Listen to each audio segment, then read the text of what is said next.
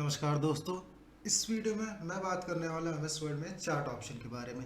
Chart option M S word ही नहीं बल्कि एक्सेल, पावर पॉइंट और पूरे एम एस ऑफिस में सबसे ज़्यादा यूज़ किया जाने वाला सॉफ्टवेयर है और इसकी demand corporate sector, business sector और कंपनियों में काफ़ी ज़्यादा होती है, क्योंकि चार्ट ऑप्शन का काम होता है जब आप किसी भी कंपनी या कॉरपोरेट सेक्टर में कोई भी डेटा ग्राफिकली लेआउट में प्रेजेंट करना चाहते हैं, अपने कंपनीज में एम्प्लॉयज़ को बताना चाहते हैं, दिखाना चाहते हैं, समझाना चाहते हैं, तो उसके लिए हम चार्ट ऑप्शन को काफ़ी ज़्यादा यूज़ करते हैं। अब इसका एक नॉर्मल सा पर्पस देते हैं। जैसे मान लीजिए अभी हमने एक डेटा तैयार कर रखा है जिसमें हमने ये कुछ प्रोडक्ट के नाम लिए हैं और अलग अलग साल में हमने उन प्रोडक्ट की कुछ इस तरीके से सेल करी है। अब अगर हम इस डेटा को डायरेक्टली अगर इसी तरीके से दिखाएंगे तो लोग उतना ज़्यादा इसको समझ नहीं पाएंगे, अट्रैक्ट नहीं कर पाएंगे। बट यही डेटा अगर हमें ग्राफिकली प्रेजेंट करना होगा तो इस काम के लिए हम चार्ट ऑप्शन को ज़्यादा यूज़ करेंगे, जिसमें से चार्ट, स्मार्ट आर्ट, ये दोनों ही ऑप्शन ज़्यादातर सिमिलर हैं,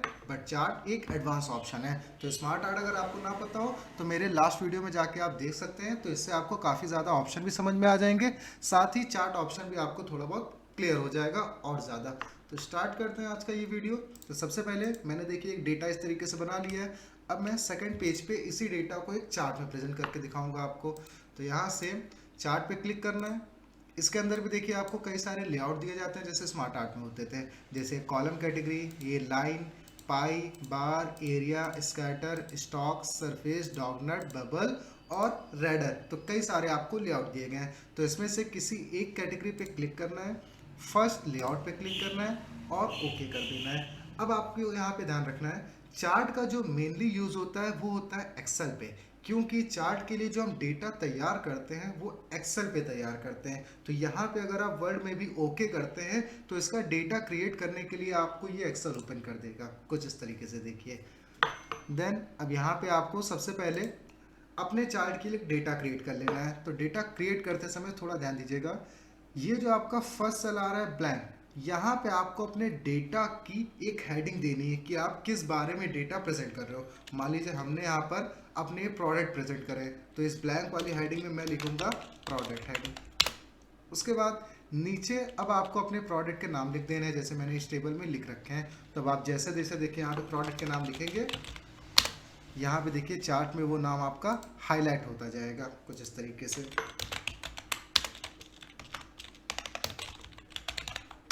तो देखिए अभी जैसे मान लीजिए मैं 3 ही करना चाहता हूँ तो 3 प्रोडक्ट लिए। अगर आपको चौथे की ज़रूरत नहीं है तो आप इसको डिलीट कर सकते हैं। देन अगर ज़रूरत थी तो आप उसमें टाइप करके यूज़ कर सकते थे उसको इस तरीके से। बट मुझे नहीं है, मैं केवल 3 प्रोडक्ट रख रहा हूँ, तो मैं इस पूरी रो को डिलीट कर दूंगा। तो देखिए वो लेआउट गायब हो जाएगा।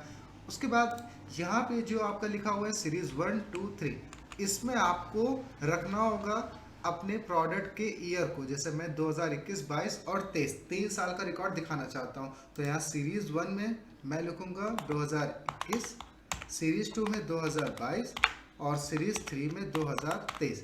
अगर आप मान लीजिए केवल 2 साल का ही दिखाना चाहते हैं तो आप यहाँ से तीसरे वाले कॉलम को डिलीट भी कर सकते हैं। तो देखिए इसमें केवल 2 लेआउट आ रहा है, और यही अगर आप यूज़ करना चाहते थे तो आप 2023 डाल के उस हेडिंग को यूज़ कर सकते हैं। उसके बाद अब यहाँ पे जो आपकी वैल्यूज़ दिख रहे हैं 4.3, इसके अंदर आपको सेल के नंबर डालने हैं। और ये ध्यान रखिएगा, सेल का जो नंबर होगा उसके साथ आपको टेक्स्ट का यूज़ नहीं करना है। जैसे मान लीजिए साल 2021 में पेप्सी की हमने सेल दिखाई 12, तो यहाँ हमने देखिए टेबल में करोड़ लिखा है, बट आपको डेटा में टेक्स्ट को अप्लाई नहीं करना है, केवल नंबर रखना है, क्योंकि नंबर के हिसाब से देखिए ये आपका लेआउट क्रिएट हो रहा है। तो एक बार याद करते हैं, 12, 10, 5, ठीक है। तो 12, फेंटा 10, स्प्राइट 5। तो जैसे जैसे देखिए हम यहाँ पे वैल्यू डालें, यहाँ पे आपका लेआउट क्रिएट हो रहा है कुछ इस तरीके से। उसके बाद 2022 में कितना है आपका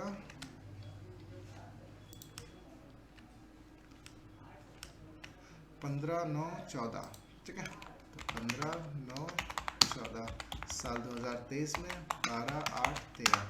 तो देखिए जैसे जैसे डेटा तैयार किया उसके अकॉर्डिंग यहाँ पे लेआउट क्रिएट हो चुका है। उसके बाद डेटा तैयार होने पे यहाँ पे एक्सेल को हम क्लोज कर देंगे। अब वापस आ जाएंगे हम अपने चार्ट पे। तो सबसे पहले देखिए चार्ट लेने पे आपके 3 मेन्यू बार खुलते हैं, डिज़ाइन, लेआउट और फॉर्मेट, जिसमें से आपको सबसे पहले काम क्या करना है कि ये अभी हमारा एक ऑब्जेक्ट है, तो पहले आपको फॉर्मेट में आके इसको टेक्स्ट रैपिंग करनी है इन फ्रंट ऑफ टेक्स्ट, ताकि आप इसको ईजिली यूज़ कर सकें।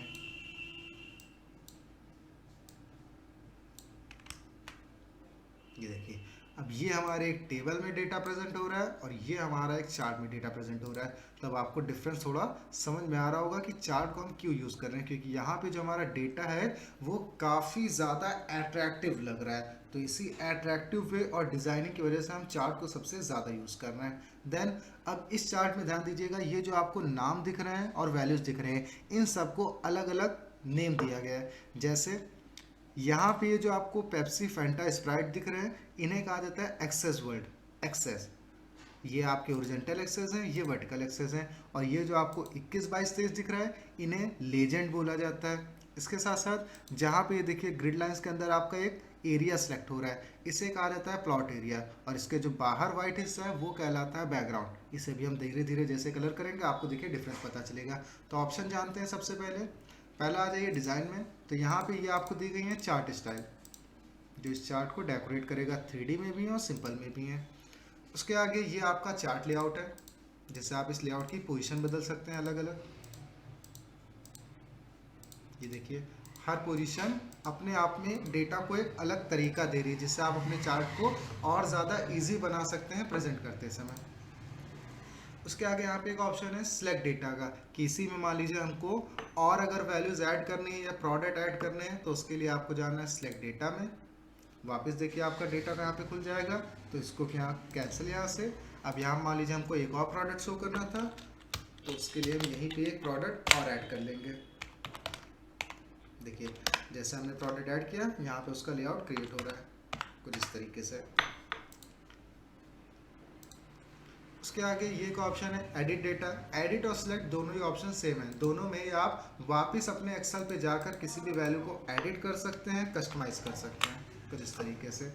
इसी में एक ऑप्शन है आपका, देखें यहाँ पे switch row and column heading. इसका काम है जैसे जो आपका भी पेप्सी, फैंटा नीचे जो दिख रहा है, यही अगर आपको साइड में देखना है और लेजेंड को नीचे देखना है, तो उसके लिए स्विच रो कॉलम हेडिंग। तो ये देखिए इससे आपके ईयर नीचे आ जाएंगे और जो आपके वर्ड थे वो ऊपर चले जाएंगे कुछ इस तरीके से। तो ये स्विच रो कॉलम हेडिंग है। देन नेक्स्ट ऑप्शन है ये आपका चेंज चार्ट टाइप। इसका यूज़ है जैसे अभी हमने ये एक कॉलम चार्ट ले रखा है, अब आप इसी डेटा को किसी दूसरे लेआउट में प्रेजेंट करना चाहते हैं, तो उसके लिए आपको यहाँ पे जाना है चेंज चार्ट टाइप में और किसी दूसरे लेआउट को पिक कर लेना है। जैसे मैंने ये वाला ले लिया और ओके कर दिया, तो देखिए सेम डेटा दूसरे लेआउट में आ गया। सेम इसी तरीके pyramid chart, then column chart. तो यहाँ से आप अपने उसी डेटा को दूसरे लेआउट में प्रेजेंट कर सकते हैं। उसके बाद ये एक आपका ऑप्शन है सेव एज टेम्पलेट, यानी नॉर्मली जैसे आप फाइल को सेव करते हैं, ठीक उसी तरीके आप चार्ट को भी एक फाइल के शेप में सेव कर सकते हैं। नेक्स्ट मेन्यू बार है आपका लेआउट। तो लेआउट में देखिए यहाँ पे ये एक ऑप्शन है फॉर्मेट सिलेक्शन का, जिसका काम होगा चार्ट में अगर आप किसी भी पर्टिकुलर हिस्से को कलर करना चाहते हैं, डिज़ाइन करना चाहते हैं, तो उसके लिए ये ग्रुप आपको दिया गया है, जिसमें जिस पार्ट को आपको कलर करना है पहले आपको उस पार्ट को यहाँ से सिलेक्ट करना होगा। और सिलेक्ट करने के लिए देखिए आपको अलग अलग नाम दिए गए हैं। मान लीजिए हमको ये प्लॉट एरिया को हाईलाइट करना है, प्लॉट एरिया ये जो आपका ग्रे वाला आ रहा है, तो यहाँ पे प्लॉट एरिया पे क्लिक करना है। क्लिक करते देखिए प्लॉट एरिया सेलेक्ट हो जाएगा। सेलेक्ट होने के बाद गया फॉर्मेट सिलेक्शन में। अब यहाँ से solid colour, gradients, texture, pattern, आप किसी भी डिज़ाइन में उसको कलर कर सकते हैं। मान लीजिए हमें टेक्सचर डालना है, तो यहाँ से क्लिक किया, टेक्सचर सेलेक्ट किया और क्लोज। तो देखिए ये प्लॉट एरिया डेकोरेट हो जाएगा। उसके बाद अगर ये डेकोरेशन आपको अच्छा नहीं लगा, आप हटाना चाहते हैं, तो यहाँ से रीसेट टू मैच स्टाइल, जो उस फॉर्मेटिंग को क्लीन कर देगा। नेक्स्ट ये आपका दिया गया इंसर्ट ग्रुप ऑप्शन, यानी अगर आप इसी चार्ट के ऊपर किसी पिक्चर को, शेप को या टेक्स्ट बॉक्स को ऐड करना चाहते हैं, मान लीजिए हमें जिस पे कोई डिज़ाइन बनानी है या कुछ कंटेंट लिखना है, तो यहाँ शेप में जाके हम कोई भी इसके ऊपर शेप इस तरीके से ऐड करके उसको डेकोरेट कर सकते हैं। अब इसी मान लीजिए हमें कोई डेटा देना था, हेडिंग देनी थी, तो उसके लिए यहाँ से आप टेक्स्ट बॉक्स का यूज़ कर सकते हैं। क्लिक करेंगे और इसी के ऊपर एक बॉक्स ड्रॉ कर लेंगे, जिसमें हम मान लीजिए कोई भी यहाँ पे डेटा की हेडिंग दे सकते हैं।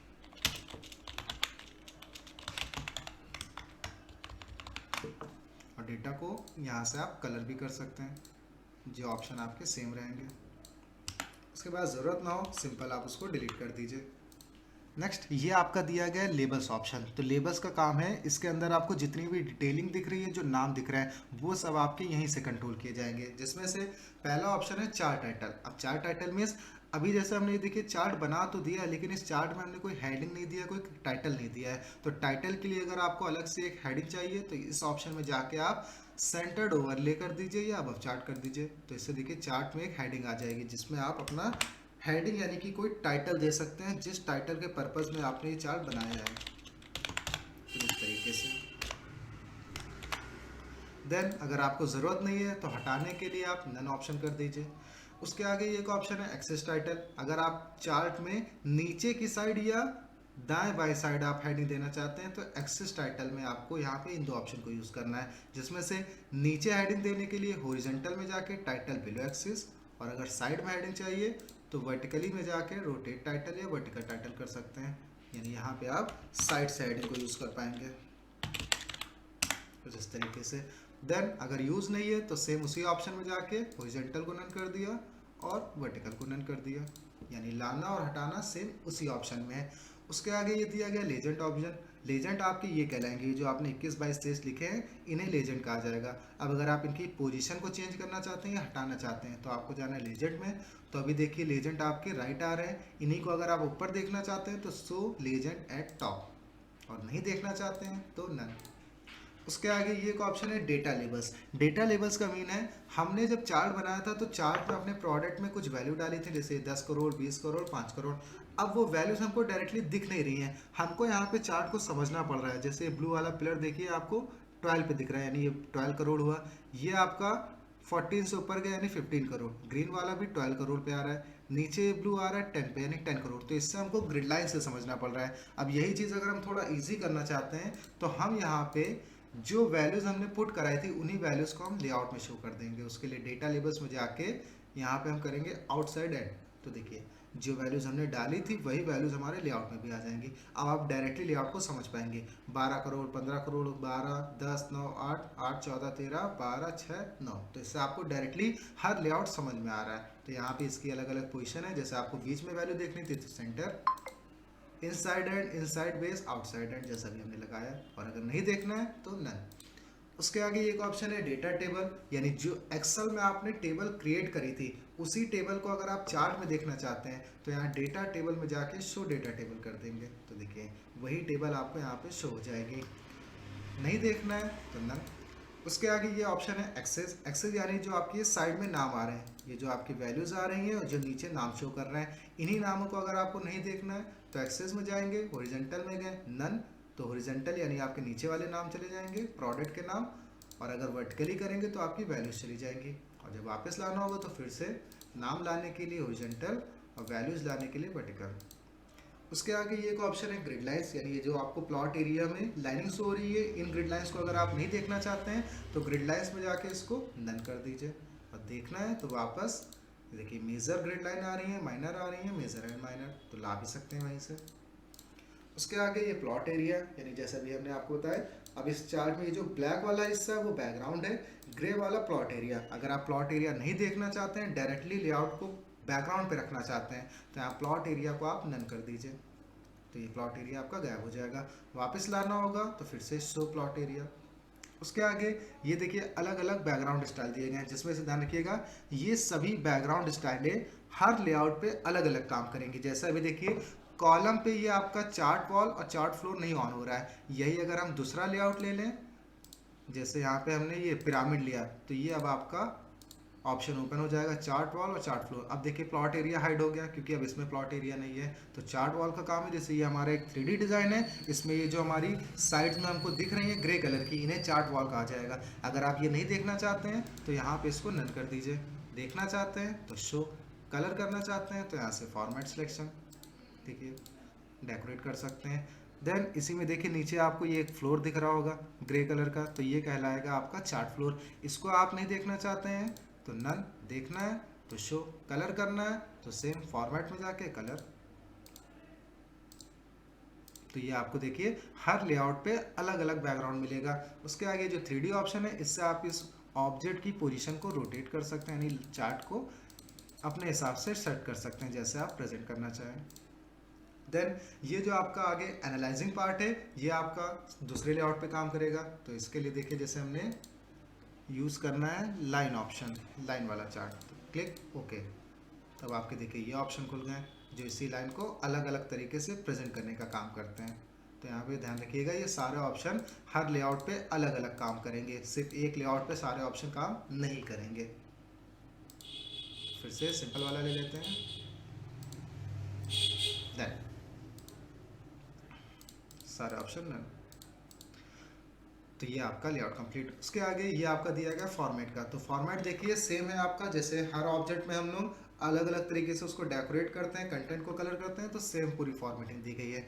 जैसे इसको कलर करना है तो यहाँ पे देखिए शेप स्टाइल है, क्योंकि ये हमारे हर लेआउट में देखिए शेप ही हैं, तो इन्हीं शेप को कलर करने के लिए आपको पूरा शेप स्टाइल दिया गया है। अलग से फॉर्मेट करना है तो आपको पर्टिकुलर एरिया को सिलेक्ट करना है, पर्टिकुलर लेआउट को, शेप फिल में जाके ग्रेडियंट स्ट्रक्चर आप हर तरीके से अलग अलग पार्ट को डेकोरेट कर सकते हैं। ये देखिए देन तो ये आपका सेम चलेगा, शेप में जैसे चलता है। उसके आगे ये देखिए वर्ड आर्ट स्टाइल है। तो वर्ड आर्ट स्टाइल के लिए आपको चार्ट को यहाँ इस बॉर्डर से सिलेक्ट करना है, क्योंकि बॉर्डर से सिलेक्ट करने पे इसके अंदर का कंटेंट भी सिलेक्ट हो जाएगा। तो ये जो आगे वर्ड स्टाइल है ये आपकी इसी कंटेंट पे काम करेगी। जैसे भी हमने ऑब्जेक्ट को कलर किया, अब आप सेम यहाँ से कंटेंट को डेकोरेट कर पाएंगे, कंटेंट को कलर पाएंगे। तो यहाँ से आपको स्टाइल चूज करनी है, होम में आके आपको कंटेंट का साइज बढ़ाना है कुछ इस तरीके से। देन जितनी आप यहाँ पे शेप में स्टाइल लगाते हैं, इफेक्ट लगाते हैं, सेम अब आप यहाँ पे कंटेंट में भी स्टाइल और इफेक्ट लगा सकते हैं। तो जिस तरीके से text outline same, then text effect वगैरह आपका एज यूजुअल। तो इस तरीके से बाकी अरेंज के सब ऑप्शन सेम चलेंगे। तो इसमें अगर आपको कोई भी डाउट हो तो आप कमेंट बॉक्स में टाइप करके कोई भी क्वेश्चन कर सकते हैं, या आगे के ऑप्शन जानने के लिए भी हमें मैसेज कर सकते हैं। तो मिलते हैं नेक्स्ट वीडियो में। जय हिंद।